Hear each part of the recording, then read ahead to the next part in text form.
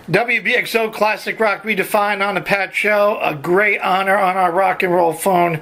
This rock legend is the flute and voice behind the great and legendary Jethro Tull.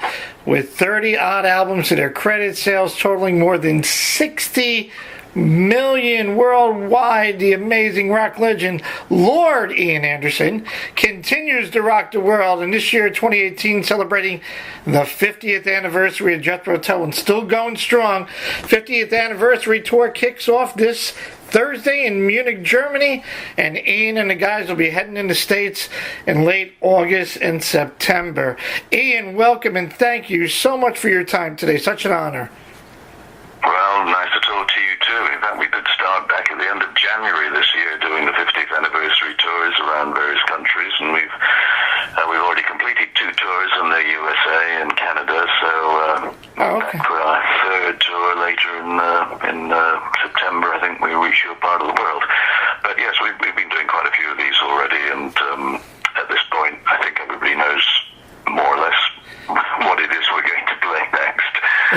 Because it takes a while when you're learning the sequencing and the running order of a production show, where you have lots of things that are you're listening for audio cues and things you got to pay attention to, because the video has to sync with the music in many places, and so it's a slightly theatrical performance, but some of it is chatty and informal too. We try and combine all the elements of how we might entertain the audience and, more importantly, entertain ourselves at the same time. There you go. Well, 50 years, congratulations. My goodness, I know I'm getting old. So I remember seeing the first time I saw Jethro Tull, I want to say 1981. And you guys rocked it, and I know I've seen you a few more times, and it's always been a great, great show. Looking back, Ian, is there anything that you would do differently if you were just entering the music industry today? Today? Yeah, I would be out there looking for a proper job. I think even if in my wildest dreams I thought I could be a musician, from the creative standpoint, then I think I'd be discouraged by 2 factors. One is that it would be very hard to find a bit of musical territory to call my own, because so much has been done in the last 50 years of rock music. It's hard to imagine, since the Beatles did Sgt. Pepper and Pink Floyd, and 2 months later in '67 came out with Piper at the Gates of Dawn. That was in many ways a precursor of a new, very creative age of music, much of it coming from the UK. I was very lucky to be in that place at that time, just aspiring to be a musician, and a year later Jethro Tull was born, and we were out and about beginning the long adventure to having success over the next 10 years or so around the world. But I don't think that would happen that way in this day and age. First of all, I don't think I would find something, a little corner of the musical universe that I could put my stamp on and say, well, this is me. It doesn't sound like somebody else. And I'm sure if I hadn't been around doing it back then, there might have been somebody else who came along and took the flute into the forefront of rock music, in which case, starting again now, I would be thinking, better not pick the flute to play, because somebody's already done that one, and you would just be accused of copying somebody else with a relatively unlikely instrument like that. So, my likelihood is, I just would think that there was way too much competition, and that economically it would never work out for me. And secondly, and perhaps more importantly, creatively, I think I would be struggling to find something original to do. And that was a whole lot easier back then. So probably today I would be thinking about some other profession. It might be something similar or creative, maybe a writer, maybe a journalist, a television pundit, or whatever. There could be something that was vaguely about performing and vaguely creative, but not necessarily in contemporary music. Well, but I look at it, you know what drives me crazy, and I'm lost for words when I think a lost art, the flute. Even if you were to do Jethro Tull today, brand new, just starting out clear, it would be somewhat new. I mean, it's like a lost art. The flute has somewhat vanished in the 60s and the 70s. Besides you and certainly the great Ray Thomas and the Moody Blues and Traffic's Chris Wood, and I even want to say Peter Gabriel dabbed into the flute a little bit in early Genesis, but the Papas and the Mamas, California Dreamin', the flute was a big thing back in the 60s and 70s, and today it's like, it's a lost art to me, I think. Are you surprised that there isn't anybody really taking advantage and using this instrument? Well, I think all the other people that you mentioned were either they didn't do it very much, or it was just a session player came in and played flute on a couple of tracks here and there in a decorative way. And Peter Gabriel didn't stick with it for very long. Right. It probably would have looked a little silly anyway, because I was out and about, and when Genesis became famous, I think he quickly dropped the flute and then left the band, so he didn't stick with it for very long. Ray Thomas, bless him, was a flute player, but again, his contribution was as much as a singer and a tambourine player as it was as a flute player. I don't think as a flute player he was very forceful. Again, it had a more dreamy and decorative context. But when I started playing flute, right away I was onto a different thing. I was trying to make the flute sound the equal of the electric guitar, and so by singing to reinforce my very weak flute tone, having had no lessons or any knowledge of how to play the flute, I just found my way to making a noise on it, and so straight away I was doing something that was just a lucky shot in the dark, is a way of using the flute in a forceful and aggressive way. And I certainly wasn't the best flute player around in 1968, but I think I was the loudest. Do you? And because of that, I'm guessing that you're getting a lot of requests from artists today that send you a WAV file and say, "Hey, Ian, can you maybe throw in a track or two on the flute on our record?" I mean, it's such a very small pool out there.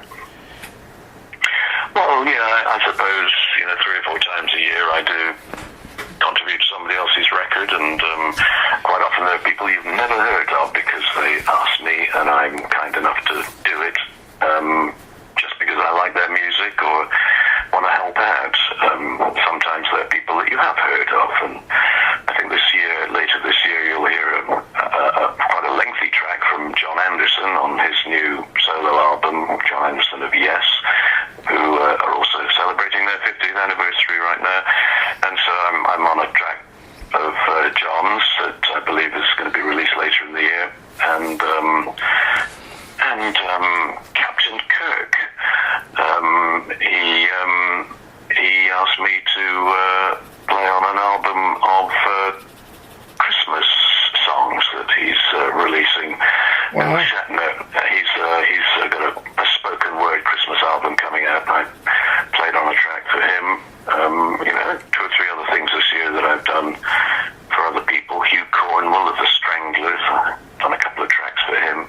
But these are things that I don't go into the studio with them. I say, look, you send me an MP3 and just tell me what recording standard you want, whether this is 24-bit, 96K, or whatever digital format you want me to use, and I'll send it back. I'll send back some ideas. You can drop them into the track or delete them. And I don't ask for money because it would be churlish, I think, to expect to get paid for doing something that you're really just doing as a favor or doing it for fun. And so I'm, as you can imagine, a lot of people ask me to do things, and I have to pretend that I'm washing my hair that day, which is not terribly convincing since I don't have any, but washing my head. Honored to have the rock legend Ian Anderson on our line today. Hey, I got to say, you released in 2017 Jethro Tull, the String Quartet, and I love it. It reached #1 in the Billboard classical charts. And my question, and I read that and I saw in the video it was recorded in some chapels and churches and what have you. Were you looking for a unique sound from using those rooms and those buildings, certain like reverb that works with the strings in your flute? Because it came over, it's a masterpiece, I think. Well, the answer is if the sound had been helpful, then it would have been a bonus, but the problem actually is that most of those acoustic spaces are very uncompromising and you're stuck with it if you know, so we close mic things, relatively speaking, and we did in fact sample some of the acoustic ambience of Wooster Cathedral and try using that as the basis for the algorithms of a unique reverberation program that was specifically Wooster Cathedral. But it just was too cluttered, it's too long a reverberation time, and so I think what I was after wasn't the audio ambience. I was looking for the spiritual ambience. I wanted to have that quality that I think you find when you are in an ancient church or a cathedral that is perhaps 1,000 years old, and you're infused with the spirit of not just the Christian church, but the whole essence of what the spiritual awareness that most of us have in some degree or other. We may not define it by saying that we're, Roman Catholics or right. Church of England or Presbyterian or Baptist or of another religion, Judaism or Islam or whatever it might be. We don't necessarily all define it in those terms of organized religion, but I think most of us do have something we can tap into if we are just in the right place at the right time, and I think that's what I was looking for, and I like to think that the Carducci Quartet were inspired by the places that we were playing in, and it gave some kind of an ambience that wasn't necessarily a physical reality, more of an emotional and spiritual one. Well, it's definitely a great album, and I encourage all Jethro Tull fans to go to Amazon and iTunes and purchase it, because it's definitely eye-opening and brings a different touch to the Tull music. And speaking of the Tull music, one of my favorites, and I think it's got to be on the top 10 rock albums, is Aqualung. Has anybody ever, there's so much religion and reference to religion and God in the albums and so many of the songs. I'm thinking, has anybody ever hit you up to say, why don't you do a play or a movie like in comparisons to Jesus Christ Superstar and just using the Aqualung tracks? Well, every few years somebody comes along with some plan to make a musical or an opera or a symphony or a movie based on Aqualung, and I usually say to them, well, look, off you go, write it down and see if you get any interest from a meaningful producer, and then come back to me again and we'll talk. And of course, it never happens. It just always fizzles out, because the folks who try to do these things are usually not experienced and savvy about the world of making movies or putting on theatrical shows. Wow. Or creating musicals. They are well-wishing, well-meaning amateurs, but it never gets off the ground. Wow, that's so there's always, I think currently there is one on the go, actually based on Aqualung as a musical, but it's never, I think it was started about 4 or 5 years ago, and it fizzled out. Haven't heard from anybody since, so I assume yet again it will disappear for a while. It's not something I personally want to do.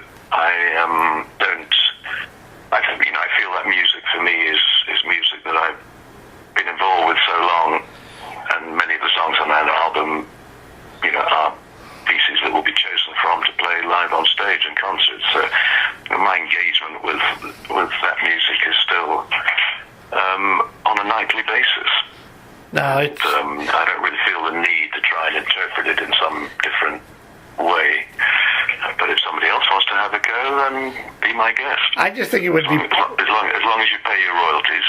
Oh, yeah, absolutely. Acknowledge the writer and the producer and everything, that's okay. I just think it would be an interesting concept to see. I mean, I remember Jesus Christ Superstar, and I think of all your great songs, and I go, wow, boy, this could be something interesting. But I get what you're saying. Speaking of Aqualung, how did you come up, when I listen to music, I really dig into the lyrics. This homeless guy, shabby clothes, he's down to his last breath, and Aqualung, I'm not a scuba diver, and I read somewhere Jacques Cousteau really came up with that word, but how was it that I guess maybe why did you use that word for that song? It's like priceless. In my innocence, I thought that an aqualung was just a generic scuba diving device. I didn't realize it was a copyrighted trade name of a particular company who made oxygen tanks and breathing apparatus. And I just thought, because the guy in the song, is kind of wheezing, he's got bronchitis, he's living rough on the streets, he's really not very well, and the wheezing cough, reminded me of a TV series that was around at that time called Sea Hunt, which featured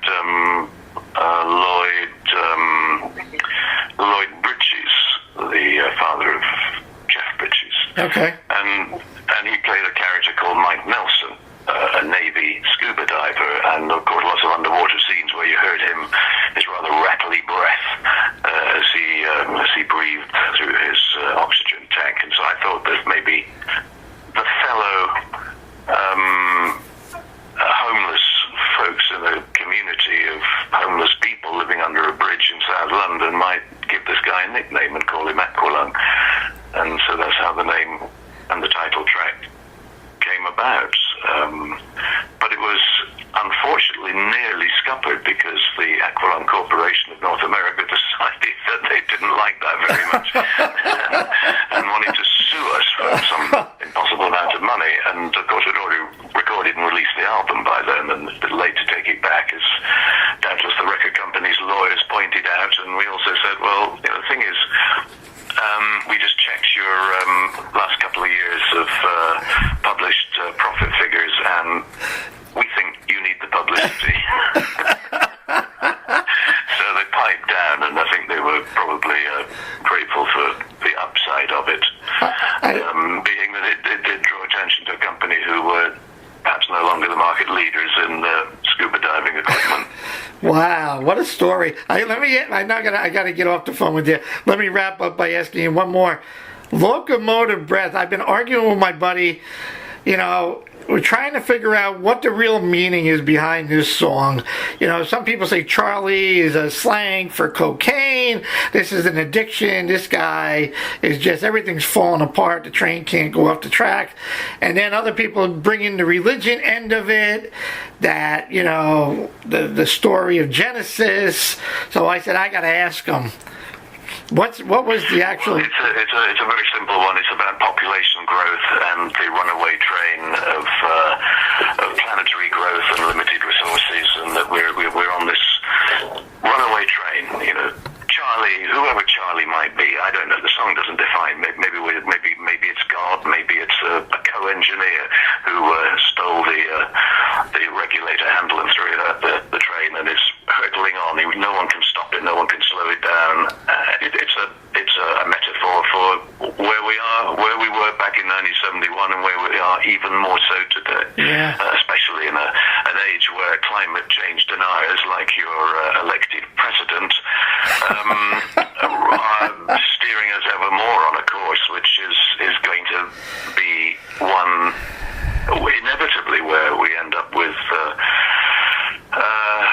countless numbers of people being disadvantaged and sadly having a pretty rough ride, and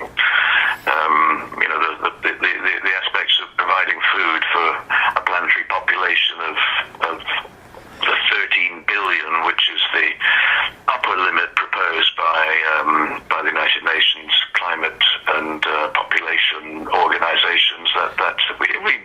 Even if we say 12 billion, that's almost twice as many as we have today by forecast for the end of the century. It is impossible with current technology, especially in the face of climate change, to feed to 12 billion people and air condition them and give them a motor car to drive and give them, several beef cattle to eat every year. There are various things that just have to change. They'll either change the nice way, because we try and arrest that runaway train, put the brakes on, or more likely, we will learn the hard way by the planetary population reducing in the most ugly of scenarios, where sadly, the fittest will survive and the rest won't. And those that are left will be clinging to their air conditioners. Oh boy! Anything left on? Anyway, that was a prophetic song in 1971, because I was reading at the time some things that had been written about population growth, and it was something that intrigued me then as it does today. And just one little sobering moment to dwell upon at the end of this interview is, since I was born in 1947, and I'm not quite done yet, but in my lifetime so far, the population of our planet has slightly more than tripled. We have more than 3 times the people living on the planet as were there when I was born, just one man's lifetime. So when we think through to a foreseeable future, 2 or 3 generations down the line, you don't have to be a rocket scientist or a great mathematician to figure out things are going to get rough. Yeah. And no one wants to talk about the issues of population growth, because they're afraid of being shouted down not only by climate change deniers, but by those who continue to believe that they should have as many children as they want, and that whether you're living in Africa and in a country where perhaps the fertility rate is 5, 6, 7, 8 children to a fertile woman, or you live in northwestern Europe where it's about 1.6. In other words, a stable or slightly declining population. In between, people have to make educated, responsible choices. And where women are educated and given equal chances, the tendency is for family sizes to reduce. Where they don't, and with certain religious, cultural conditions applying, then large family sizes continue to go on in certain parts of the world. Actually, the USA doesn't look that great when you look at the fertility rate in the USA across the board, but I have 2 children. One of the only people who ever talks about population issues publicly is David Attenborough, the renowned naturalist who has fronted BBC nature programs for all of his working life. He's probably about the only person who ever gets up and talks about the issues. Certainly he has 2 children as well, and 1 or 2 children, it's great. One child is a blessing. 2 healthy children are a miracle. 3 is the start of a collection. I have 2. I stopped right there, a boy and a girl. I said, okay, we're good. That's right. Well, that's right. Stop at 2, otherwise your wife may remove your testicles. If you know any sense. Hey, Ian, I know I gotta let you go. Anything left on your bucket list, or anything that we could help promote? Well, no, I shall get back to continuing with the project I started last year, at the end of this year, with a view to having that out in September 2019. And then I have another project that I'm just beginning to work on, which will be for 2020. I mean, musical things, and then I have a couple of things that are not strictly musical that I'm looking at doing, which, probably, for the next 5 years, I have enough stuff to keep me busy, and we'll take stock of it then. Excellent. Well, Ian, thank you so much. Thank you so much for your time. Such an honor. I hope you enjoyed the conversation as much as I have. Congratulations on the 50th anniversary. Continue having a great tour. We'll see you in the States in September, my friend. Okie dokie. Thanks very much. Good to talk to you. Okay. Ian Anderson, safe travels and all the best.